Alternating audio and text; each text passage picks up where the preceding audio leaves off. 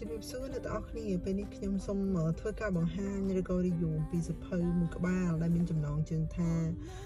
កលល្បិចបុរសក្នុងទំនាក់ទំនងស្នេហាសភៅនេះគឺវាបានសរសេរចប់នាងខ្ញុំបានសរសេរចប់រយៈពេលប្រហែលជា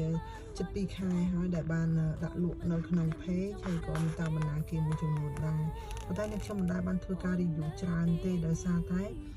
ភាគច្រើនគឺនាងខ្ញុំបានសរសេរផុសនៅក្នុង page ហើយមានការគាំទ្រច្រើនមែនទែនពីមិត្តអ្នកអានណាហើយសភៅហ្នឹងគឺវាផ្ដល់អត្ថប្រយោជន៍ជាច្រើនមានន័យថានៅក្នុងទំនាក់ទំនងស្នេហាយើងគិតថាពេលខ្លះយើងមិនអាចមើលរំលងបានទេដោយសារតែយើងគិតថាវាជារឿងធម្មតាប៉ុន្តែនៅពេលដែលនាងខ្ញុំសរសេរសភៅនេះនាងខ្ញុំឃើញថាសម្រាប់នារីដែលគាត់មានបញ្ហាច្រើននៅក្នុងទំនាក់ទំនងនោះហើយគាត់មិនដឹងថាតើគួរសួរអ្នកណាឬមួយក៏គាត់គួរទៅដោះស្រាយតាមមធ្យោបាយណាជាក់ស្ដែងដូចនៅក្នុងចំណុចមួយដែលខ្ញុំឃើញតែងនៅពេលដែលពួកគាត់យកទៅអានហើយពួកគាត់តែងតែផ្ញើសារត្រឡប់មកវិញនៅក្នុងទំព័រហ្នឹងគឺគាត់តែងតែផ្ញើសារមកត្រូវណាបងវាដូចជាត្រូវរឿងខ្ញុំមែនតើតែម្ដងគឺនៅក្នុងទំព័រទី93ដែលនៅក្នុងហ្នឹងគេបាននិយាយថាមនុស្សប្រុសពេលដែលដើរចាកចេញដោយស្ងាត់ហេតុអ្វីដឹងទេ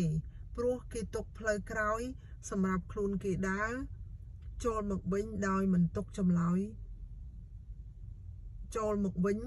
មិនចាំបាច់បកស្រាយគេងាយស្រួលមិនចាំបាច់ខ្វាយខ្វល់ហើយគេអាចមានពិភពលោកពីរ3ក្នុងពេលតែមួយទៀតផងក៏មិនដឹងអញ្ចឹងមានន័យថានៅក្នុងចំណុចមួយនេះមនុស្សស្រីតែញឆាចេះ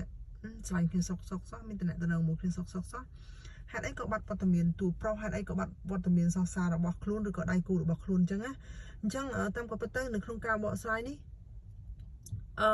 ចង់និយាយថាចម្លើយជាច្រើនចម្លើយមានច្រើនបែបប៉ុន្តែខ្ញុំសូមយកចម្លើយងាយខ្លីៗតាមរយៈការស្រាវជ្រាវតាមរយៈការសួរនាំពីអ្នកមួយចំនួនជាពិសេសគឺបរិះអញ្ចឹងណាគាត់ថាគាត់មិនចាំបាច់ឆ្លើយវែងឆ្ងាយច្រើនអីទេពេលខ្លះភាពស្ងៀមស្ងាត់របស់គាត់ហ្នឹងគឺជាចម្លើយមួយហើយមួយទៀតគាត់និយាយថាហើយបើយើងឆ្លើយទៅអីគឺបើយើងគង់ថ្ងៃណាយើងអត់តន់ច្បាស់លាស់ដដែលយើងគង់ត្រឡប់មកវិញហើយចង់និយាយថាយើងចង់ត្រឡប់មកវិញក៏ស្រួលដែរពេលដែលយើងស្ងៀមស្ងាត់ពេលដែលយើងមិនឆ្លើយទាំងអស់អញ្ចឹងណាប៉ុន្តែភាគីខាងស្រីគឺគាត់ដល់ឆ្ងល់ថាហេតុអីបានជាស្ងាត់ឈឹងអញ្ចឹងគាត់ចង់បានចម្លើយតែប៉ុន្តែនៅក្នុងហ្នឹងមនុស្សស្រីតែចង់បានចម្លើយនៅពេលដែលមនុស្សប្រុសចាកចេញទៅមិនថានៅក្នុងចម្លើយណាមួយទេការឈឺចាប់ក៏ដោយការបដិទំនាក់ទំនងក៏ដោយគឺគាត់តែចង់បានចម្លើយតែមនុស្សប្រុសចូលចិត្តឆ្លើយទេគឺគេចូលចិត្តឲ្យយើងឆ្ងល់គេលេងចិត្តសាស្ត្រនៅក្នុងស្នេហាហ្នឹងហ្មងណានៅក្នុងទំនាក់ទំនងមួយហ្នឹងអញ្ចឹងហើយបានជានៅក្នុងក្បាលខាងលើសភៅនេះគឺខ្ញុំដាក់ quote មួយថាស្នេហាប្រៀបដូចជាសង្គ្រាមអញ្ចឹងងាយចាប់ផ្ដើមតែ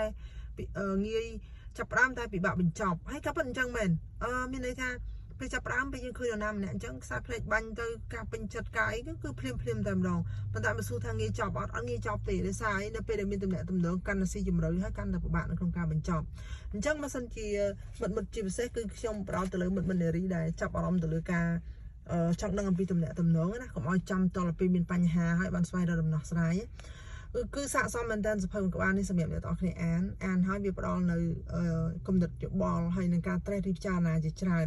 ដើម្បីឲ្យយើងនៅពេលជួបបញ្ហាកុំឲ្យយើងពិបាកថាតើខ្ញុំគួរដោះស្រាយបែបណាអញ្ចឹងណាហើយសភៅហ្នឹងគឺមានការគ្រប់គ្រងច្រើនមែនតើអំពីមិត្តអ្នកអានហើយនាងខ្ញុំសូមឲ្យអ្នកទាំងអស់គ្នាថាមានពេលទំនេរគឺជ្រាបពេលអានសភៅខ្លះទៅ